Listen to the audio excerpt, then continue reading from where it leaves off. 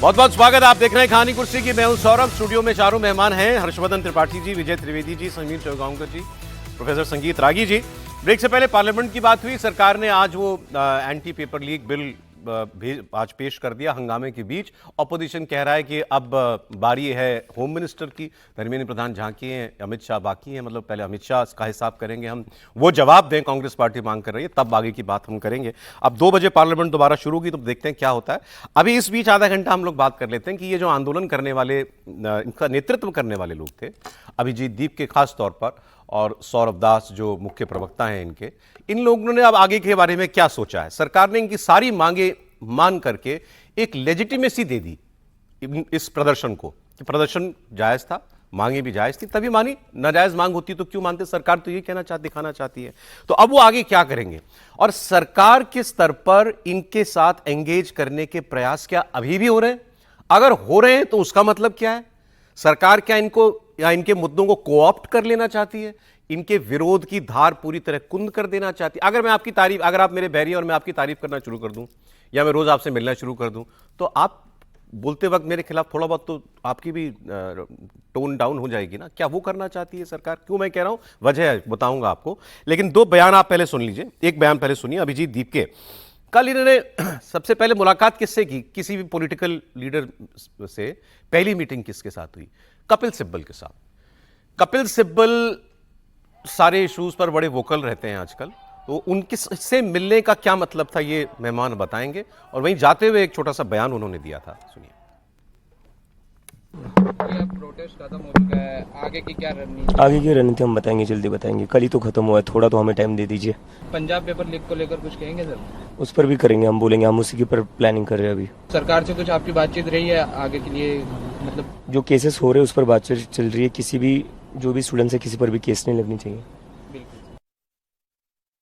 वो कह रहे हैं कि हम बताएंगे आगे। लेकिन एक और बहुत इंटरेस्टिंग बात हुई। धर्मेंद्र प्रधान का इस्तीफे के बाद अभिजीत दीप के ने ये कहा कि भाई मुझे हीरो ना बनाया जाए। अब महाराष्ट्र में क्या हो रहा है आप देखिए। महाराष्ट्र में महाराष्ट्र सरकार के मंत्री उनके घर जा रहे हैं। महाराष्ट्र सरकार में मंत्री हैं संजय शिरसाट। उन्होंने अभिजीत दीपके के घर जाकर उनके माता पिता से मुलाकात की। उन्होंने कहा कि दीपके के परिवार से उनके पुराने संबंध हैं और इसलिए वो उनसे मिलने के लिए आए हैं। और शिरसाट ने यह भी कहा कि आंदोलन के दौरान वो जानबूझकर नहीं गए थे, क्योंकि उस वक्त उनकी मौजूदगी से कोई राजनीतिक विवाद खड़ा हो सकता था। इनको भी सुन लेते हैं। अभिजीत दीपके के पिताजी या तो उसकी माताजी, इनसे मेरे कई सालों के संबंध है, पुराने संबंध है, हमारे रिलेशंस है। लेकिन पॉलिटिक्स में ऐसे बीच के वक्त में मैं इसलिए नहीं आया कि उसका कोई बवाल अलग तरीके से कर सकता था। इसलिए वो जो मोमेंट थी, वो मोमेंट छोड़ने के बाद मैं आज उनको मिलने के लिए आया। अभी जो उनसे बातचीत हुई ना, वो फैमिली ऐसी है कि उनको आज भी नहीं लगता कि मेरा बेटे का नाम इतना बड़ा हुआ है। एक बच्चों के हक के लिए लड़ा, उसमें उसने सक्सेस पा लिया। केंद्र सरकार ने भी उनको सपोर्ट किया। राजकारण पॉलिटिक्स से अलग चीज होती और रिलेशन अलग होते। काश जो वो कह रहे हैं वो इतना सरल और इतना सच्चा होता कि राजनीति से रिश्ते अलग होते हैं। समीर जी बाकी बताएंगे, है क्या ये मामला? क्या सरकार ऐसे तो नहीं गए होंगे अपने आप? नहीं, निश्चित रूप से इसके 2 बड़े कारण हैं कि मनोज जरांगे जो मराठा आंदोलन करने वाले थे, वो दिल्ली आए थे और अभिजीत दीपके से उनकी मुलाकात हुई थी। और अभिजीत दीपके ने उनसे कहा था कि आंदोलन निपटने दो, उसके बाद महाराष्ट्र में निपटेंगे। और अभिजीत दीपके का पूरा फोकस महाराष्ट्र पर भी है। और मनोज जरांगे और अभिजीत दीपके मिलकर महाराष्ट्र के अंदर कोई नया मूवमेंट खड़ा करने का प्लान कर रहे हैं। अब वो क्या मराठा आंदोलन को लेकर होने वाला है या किसी और आंदोलन को लेकर ये मूवमेंट खड़ा करेंगे। और सरकार को लग रहा है कि भाई अभिजीत दीपके ने जिस तरीके से दिल्ली में किया, वो मूल तो महाराष्ट्र का ही है, मनोज जरांगे उनसे वहाँ पर मिलकर आए, तो क्या ये महाराष्ट्र में कुछ नया आंदोलन करने की रणनीति तय कर रहे हैं। उद्धव ठाकरे ने जिस तरीके से समर्थन दिया, बाद में उद्धव ठाकरे के इनसे जिस तरीके से फोन पर बातचीत हुई, तो क्या कोई नया गठजोड़ कर ये महाराष्ट्र के अंदर कोई नया मूवमेंट खड़े करने का प्लान कर रहे हैं। तो मुझे लग रहा है कि सरकार अभी सब मामलों को देख रही है और सरकार के मंत्री भी जा रहे हैं। और निश्चित रूप से वो महाराष्ट्र से उनके फादर लंबे समय तक सरकारी नौकरी में रहे, वहाँ पर उनकी मुलाकात रही, तो हो सकता है कि कई नेताओं से उनकी व्यक्तिगत मुलाकात रही होगी, पुराने संबंध रहे होंगे। क्या सरकार कोई चैनल ओपन करके रखना चाहती है? निश्चित रूप से सरकार निश्चित रूप से चैनल ओपन रखना चाहती है। सरकार नहीं चाहती कि भाई ये लगे कि भाई अभिजीत दीपके बहुत अलग है और हम बहुत अलग इस पे खड़े हुए हैं। सरकार बताना चाहती है कि भाई आपकी मांगे जायज थी, केंद्र सरकार ने समर्थन दिया और हमने भी आपको इस मामले में समर्थन दिया है। तो सरकार में लगता है कि संवाद करेगी, कोशिश करेगी अभिजीत दीपके महाराष्ट्र में कोई नया आंदोलन लेकर ना आए। त्रिपाठी जी, अभिजीत दीपके का कपिल सिब्बल से मिलना और बीजेपी सरकार के मंत्री का अभिजीत दीपके के घर जाना। नहीं, देखिए अभिजीत दीपके मतलब अब वो कब करेंगे मुझे नहीं पता, लेकिन आज नहीं तो कल वो किसी राजनीतिक दल में शामिल हो जाएंगे। अभिजीत दीपके अब बहुत लंबी लड़ाई वड़ाई नहीं लड़ने वाले हैं। अपना दल नहीं बनाएंगे? लक्षण नहीं दिखता। अगर अपना दल बनाना होता तो उसका नाम कॉकरोच जनता पार्टी नहीं होता। ये इसको समझिए, क्योंकि कॉकरोच जनता पार्टी के तौर पर तो सर्वाइव नहीं कर सकती है। उसका कोई मतलब इसको कहें कि उस तरह का कोई स्ट्रक्चर बनेगा तो ऐसा नहीं हो सकता है। वो एक एंटी बीजेपी एक जो कहें कि लॉबी है उसका हिस्सा हैं वो पहले से, उसको और मजबूत करना चाहते हैं। इस आंदोलन ने उनको वैधानिकता दे दी है। सरकार ने उनके प्रतिनिधियों से बातचीत करके उनको वैधानिकता दे दी है। जो ये शिवसेना वाले क्या सिरसाट साहब ये जो गए हैं, ये एक दूसरा मसला है। ये क्षेत्रीय राजनीति का मसला है। मैं ये नहीं मानता हूं कि इनको कोई नरेंद्र मोदी ने या अमित शाह ने कहा होगा कि चले जाओ। ये क्षेत्रीय राजनीति का मसला है और क्षेत्रीय स्तर पर हर कोई अपने लिहाज से चीजें ठीक करके रखता है। वहां क्षेत्रीय मसला होता है। सामाजिक जो बुनावट है महाराष्ट्र की, उसमें इसका एक बड़ा हिस्सा है जिसकी चर्चा कभी कभी बीच बीच में होती है, वो बड़ा हिस्सा है। मुझे नहीं लगता कि उससे इतर है। अभिजीत दीपके पूरी तरह से जो कपिल सिब्बल से मिल रहे हैं, जो दूसरे लोगों से मिल रहे हैं, वो उसी लाइन पर है और उनकी कोशिश वही होगी कि भाजपा विरोधी। एक बात जरूर है, ये मतलब जिसको कहते हैं ना कि जो दिख रहा है, ये लोग क्या राहुल गांधी या दूसरे ऐसे जो लोग हैं, अखिलेश यादव, इन सबको खारिज भी कर देना चाहते हैं क्या? एक ये भी सवाल है कि जिसको हम बार बार कहते हैं ना कि दुनिया में कहीं आंदोलन हुआ तो वंशवादी परिवारवादी पार्टियों के खिलाफ हुआ। यहां ये उनके साथ जुड़े नहीं दिखना चाह रहे हैं। तो क्या इनको डर है कि वंशवादी परिवारवादी पार्टियों से अलग रहना है पता नहीं और भारतीय जनता पार्टी के सामने एक विकल्प खड़ा करना है? तो ये भी एक चीज हो सकती है। नहीं, क्या राहुल गांधी ने तो अभी तक देखिए इनका नाम किसी का नहीं लिया। एक तो उन्होंने इनका भी नाम एक बार भी नहीं लिया। उन्होंने सीजेपी, कॉकरोच जनता पार्टी, ये भी नाम कभी नहीं बोला अभी तक। जंतर मंतर वो गए नहीं थे। इनकी तरफ से जरूर बयान, जो इनके साथ लोग नेता एसोसिएटेड थे। ये ऑप्शन 2 जो है ना, अपने यहाँ जो 6 ऑप्शन चल रहे हैं स्क्रीन पे, वो ऑप्शन 2 जनजी को लीड करेंगे। नहीं, ऑप्शन 2 है ना कि किसी पार्टी में जाएंगे। अच्छा, किसी इससे अधिक मैं क्षमता नहीं देख पा रहा हूं। ठीक है, लेकिन राहुल गांधी, ये आपने जो कहा कि राहुल गांधी या बाकी जो और लीडर्स हैं बड़ी पॉलिटिकल पार्टीज के, क्या वो इनके साथ खड़े हुए दिखाई देंगे आपको? आप उम्मीद करते हैं? अभी तो मेरे ख्याल से ये एक चैप्टर पॉलिटिकल लेवल पर, राहुल गांधी के लेवल पर खत्म हो गया है। लेकिन वो चाहेंगे कि वो एंटी बीजेपी कैंप में रहे। ये जो अभिजीत दीपके हैं और उनके जो साथी हैं, वो कितना रहते हैं और क्या सरकार कोशिश करेगी कि, ऐसा नहीं है ना कि सरकार कोशिश नहीं करेगी, सरकार भी कोशिश करेगी कि भाई अब हो गई तुम्हारी बात खत्म, अब करिए अपना काम करिए, फिर देखेंगे क्या होगा। जैसे वो कहते हैं कि खून मुंह लग जाता है, तो वो खून तो मुंह लग गया है, तो राजनीति छोड़ना अब उनके लिए थोड़ा सा मुश्किल काम होगा। मतलब अभी तो शुरू ही किया है, लेकिन शुरू करने के बाद भी वो करेंगे, कहीं जा सकते हैं। नई पार्टी बनाने की भी बात होगी तो टाइम लगेगा। हालांकि अभी मुझे नहीं लग रहा कि नई पार्टी बनाएंगे, और बहुत सारी पार्टीज वाले सोचेंगे कि कहीं पर उनका इस्तेमाल कर लिया जाए। हाँ, तो आप अगर एंटी बीजेपी पार्टियां अगर आप महाराष्ट्र के स्तर पर सोची तो क्या कांग्रेस है, एनसीपी है, उद्धव ठाकरे, हाँ, यही पार्टियां हैं राष्ट्रीय स्तर पर। इसीलिए सब लोगों ने उन्होंने मुलाकात की ना, उद्धव ठाकरे ने भी यहाँ आकर बात की है, मुलाकात की है। नहीं, ऐसे तो कहा जा रहा है कि शरद पवार जी की भी एक भूमिका है आंदोलन खत्म करवाने में।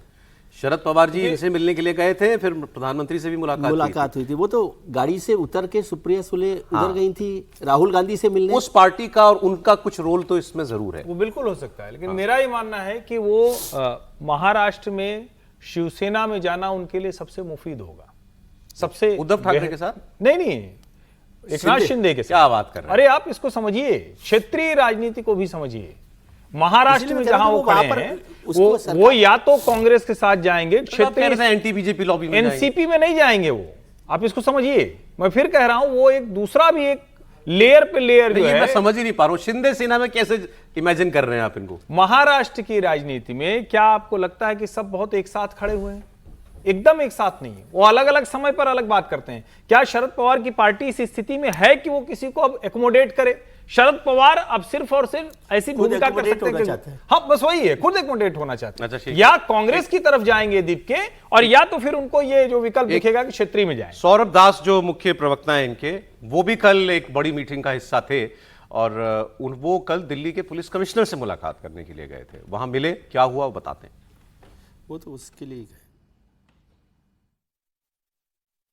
जो हम लोगों ने मन से ऐलान किया था कि एक एक पुलिस वाले और आरएएफ जिन्होंने वीडियोस और उनके पिक्चर्स होंगे, उन जिन लोगों ने सर पे डायरेक्टली मारा, लोगों को सर फोड़ा, हाथ तोड़े, ऐसे सारे पुलिस वालों के खिलाफ और आरएएफ वालों के खिलाफ हम लोग लीगल एक्शन लेंगे, बहुत जल्द लेंगे। हम लोगों ने वेबसाइट भी लॉन्च किया है।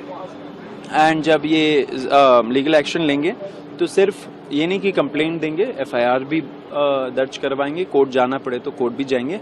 और जब टाइम आएगा, ऐसे सारे ऑफिसर्स जो सही में law and order situation, security लोगों का नहीं देखते हैं, उनका मानसिक संतुलन जो खराब है, ऐसे सारे लोगों को जेल भी भेजेंगे जब टाइम आएगा।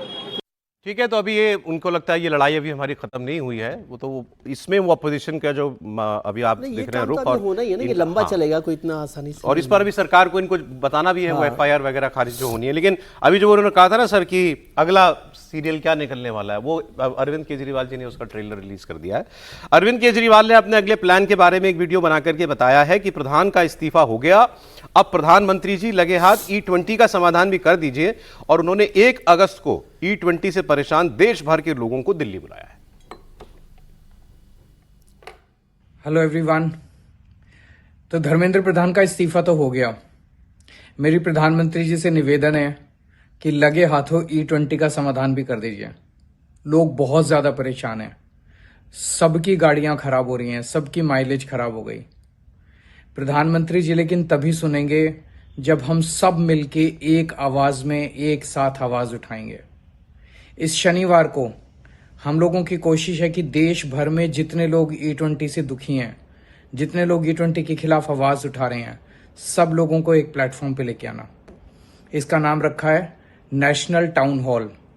11:30 बजे आप सब लोग नेशनल टाउन हॉल में पार्टिसिपेट करने के लिए आमंत्रित हैं। तो अब अगला मुद्दा E20, और E20 के बहाने किसी और एक मंत्री का इस्तीफे की मांग होगी। देखिए, मैंने तो कल आप बोल ही रहे थे, मैंने कल कहा भी आपके साथ जो YouTube चैनल के लिए किया था, और सरकार में एक बहुत वरिष्ठ व्यक्ति के साथ मैं परसों शेयर कर रहा था धर्मेंद्र प्रधान के इस्तीफे के बाद। रात में मेरी बातचीत हो रही थी, तो मैंने उनको कहा कि सरकार को अब सचेत हो जाना चाहिए E20 के मुद्दे पर, और अमेरिका के साथ जो समझौता होने वाला है उसमें कृषि कानून को लेकर के, कृषि से संबंधित मुद्दों पर किसानों का आंदोलन बिल्कुल होगा। भारतीय किसान यूनियनों को उसके लिए तैयारी कर रहा है। ये जब मुझे जानकारी है तो सरकार को ये जानकारी नहीं होगी, ऐसा नहीं है, लेकिन मैंने अपनी तरफ से ये भी कहा। और तीसरा, जो राम मंदिर मुद्दा है, उसमें जो चंदा चोरी का मुद्दा है, ये भी एक मुद्दा है जिस पर विपक्ष जो है वो चाह रही है कि पूरे देश में इस पर अभियान चलाया जाए। तो एक तो छात्रों का मुद्दा हो गया, दूसरा किसानों का मुद्दा हो गया, तीसरा ये इथेनॉल का मुद्दा हो गया, और चौथा राम मंदिर है। ये 4 बड़े ज्वलंत मुद्दे हैं जो विपक्ष के लिए हैं, और उससे भारतीय जनता पार्टी को राजनीतिक तौर पर निपटने की कोशिश होनी चाहिए। रही बात कि क्या ये आंदोलन दोबारा करेंगे, बिल्कुल करने की कोशिश करेंगे, लेकिन सरकार को अब चाहिए कि जिस प्रकार की छूट आंदोलन के लिए उन्होंने दी थी, अब उस प्रकार की छूट वो आंदोलन के लिए न दें तो वो बेहतर होगा। जैसे जिस प्रकार से जंतर मंतर पर था कि भाई 2 दिन के लिए, और उसको होने दिया आंदोलन को, उनको कॉकरोच पार्टी को लगा कि इससे कोई हमें खतरा नहीं है, लेकिन वो ये भूल गए थे कि बहुत सारा पेंट अप फीलिंग है, बहुत सारा असंतोष है, पॉलिटिकल पार्टियां टूटी हैं, उनके कार्यकर्ता असंतोष में हैं, जो बंगाल का चुनाव, आसाम का चुनाव, बिहार का चुनाव सब जो हार चुके हैं उनको असंतोष है, जिनको डर सता रहा है उत्तर प्रदेश में भी हारने का, उनके अंदर भी असंतोष अभी से फैलना शुरू हुआ है, जो SIR के अंदर जो जिनका नाम कटा है और जिन पार्टियों को इससे बहुत घाटा हुआ है वो असंतोष में पीड़ित थे। तो आने वाले दिनों में सरकार सहज तरीके से नहीं चले, इसके लिए वो पूरा संसाधन झोंक देंगे, पूरा अभियान झोंक देंगे। एक और बात जिसकी तरफ मैं बार बार इशारा करता हूं और मैं फिर कहना चाहता हूं कि जो अभी जिक्र किया गया था, भारतीय जनता पार्टी के सांसद ने जिक्र किया था, विदेशी फंडिंग और विदेशी साजिश, हम इसे बिल्कुल कतई इनकार नहीं करते हैं। दुनिया की हर ताकत जरूर ये चाहती होगी कि बांग्लादेश जिस समय जिस ढंग से काम हुआ है, श्रीलंका में जिस ढंग से हुआ है, नेपाल में जिस ढंग से हुआ है, नरेंद्र मोदी को उखाड़ने के लिए ये सारा काम करने की कोशिश कर रहा हूं। तो भारत की सरकार को हमसे बेहतर जानती होगी, लेकिन निशिकांत दुबे की बात को हम हल्के में, हंसी में और मजाक में उड़ा करके जो बात निशिकांत दुबे ने कही कुछ वैसा ही उन शब्दों में जैसे अभी आपने कहा। ये एक और सीनियर लीडर है कैलाश विजयवर्गीय, उन्होंने भी इस बात को कहा कि ये तो नेपाल और बांग्लादेश बनाने वालों के ख्वाब धरे के धरे रह गए, करना तो वो वही चाहते थे। अच्छा, वो धर्मेंद्र प्रधान के बारे में भी एक इंटरेस्टिंग बात बता रहे हैं, सुनिए।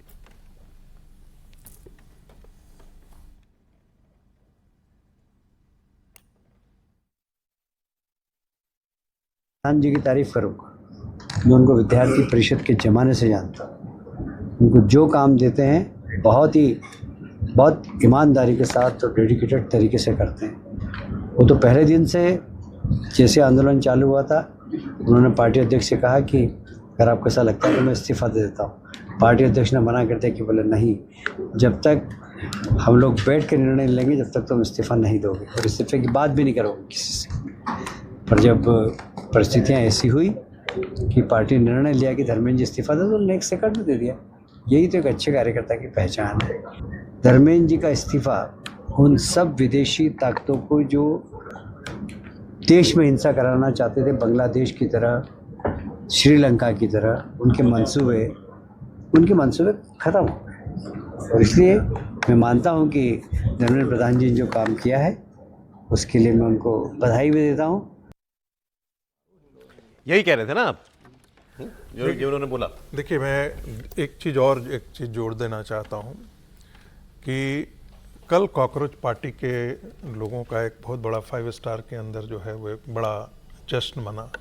शायद आपने वीडियो दिखाया है या नहीं दिखाया है, ये आपके पास है या नहीं है, लेकिन वो सोशल मीडिया पर कल रात को मैंने देखा था और एक चैनल ने भी उसको बड़े जोर से चलाया था। बड़ा होटल लग रहा है, बहुत बड़ा होटल, 5 स्टार होटल है वो। मज़ेदार बात है कि एक तरफ आप छात्रों के आंख जाने की, उनके पिटने की, उसके प्रति आप संवेदना जता रहे हैं। आप जता रहे हैं कि इतने लोगों का नीट के अंदर उनकी मृत्यु हो गई है, तो आप उन परिवारों के प्रति ये आपको संवेदना व्यक्त करने का माध्यम मिला कि आप कॉकटेल लेकर के और उसके बाद 5 स्टार में वो जेनजी प्रोटेस्ट को लीड कर रहे थे। नहीं, मेरे कहने का मतलब है जेनजी प्रोटेस्ट है। हाँ। लेकिन इतने असंवेदनशीलता कैसे हो सकती है जेनजी प्रोटेस्ट के अंदर? तो आप फिर ये भी जस्टिफाई करेंगे कि ओटीटी प्लेटफॉर्म की जितनी गालियां हैं वो सारी गालियां आकर के यहाँ पर कुछ नहीं कर रहा। मैं कह रहा हूँ कि उनके लिए जो वहां खड़ा था, जो गालियां भी दे रहा था, उसको थोड़ी बुरा लगेगा। वो कहेगा अच्छा मैं रिलैक्स कर रहा है आदमी, 30 दिन वहां रहा है गर्मियों में, अब ठीक है। ऐसे तो उन्होंने वो वीडियो भी जारी किया कि एक महीने के बाद अच्छी नींद ली है, वो वीडियो भी मैंने देखा था, वो जारी किया। लेकिन त्रिपाठी जी, निशिकांत दुबे की बात पे, कैलाश विजयवर्गीय की बात पे, धर्मेंद्र प्रधान के स्वागत पे, सम्मान पे, इन तीनों पे आपको ऐतराज दिख रहा है मुझे। नहीं, ऐतराज मतलब क्या है, पार्टी है, तय कर रही है, सत्ता में है और उसको समझाने वाले समझा रहे हैं कि ऐसे करना चाहिए।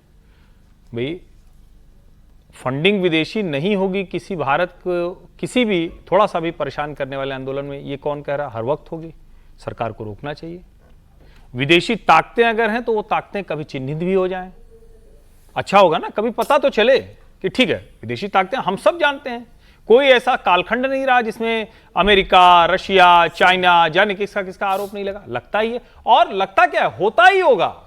भाई जॉर्ज सोरोस ने 2021 की ग्लोबल म्यूनिक सिक्योरिटी कॉन्फ्रेंस में कहा था कि हम $1 मिलियन का प्लेज कर रहे हैं, नरेंद्र मोदी का नाम लेके कहा, दुनिया के निशाने पर नरेंद्र मोदी। ये सब ठीक है, लेकिन आप पॉलिटिकल मूवमेंट को जब आप इस तरह से चिन्हित करने की कोशिश करते हैं तो फिर क्यों आप गए बातचीत करने के लिए? क्यों आपके लोग तो पहले दिन से कह रहे थे ना भाई, जनता कह रही थी, सोशल मीडिया पर लोग कह रहे थे, वो मोदी के समर्थक लोग थे, वो लगातार कह रहे थे कि त्यागपत्र हो जाए। उसी वक्त ले लिया होता कितना बढ़िया होता, इन सब का कोई अस्तित्व नहीं रहता। आप इनको वैधानिकता देने के बाद कह रहे हो कि तुम देशद्रोही हो। दोनों कैसे चलेगा भाई? आप ही ने वैधानिकता दी ना, मंत्री के बराबर बैठ के। वो जो हम कह रहे हैं वो दोनों संभालना है। मैं इसीलिए तो कह रहा हूं, आप ये जो कुछ भी कह रहे हैं, और मैं बार बार ये कहता हूं कि ये जो सारे जो नैरेटिव हैं, इसको नई शब्दावली गढ़ना पड़ेगा। जो भी है ये शब्दावली अब नहीं चलती। भाई आप किसी को कहते हो, कहता हाँ ठीक है चलो तुम कह रहे हो तो चलो हम हो गए, तब अब उसके बाद आप क्या जवाब दीजिएगा? अब तो उसका कोई आगे का कोई रास्ता है नहीं। क्या हर किसी पे ऐसे लगाइएगा कि वो क्या बोलते हैं देशद्रोह? अब तो राजद्रोह रहा नहीं, देशद्रोह लगाइएगा। मुझे लगता है कि ये बड़ा सोचने का समय है कि शब्दावली क्या होगी, नैरेटिव क्या होगा, और ये समय सबसे खतरनाक है जिसमें विदेशी फोर्सेज लगी होंगी, इसमें कोई संदेह नहीं।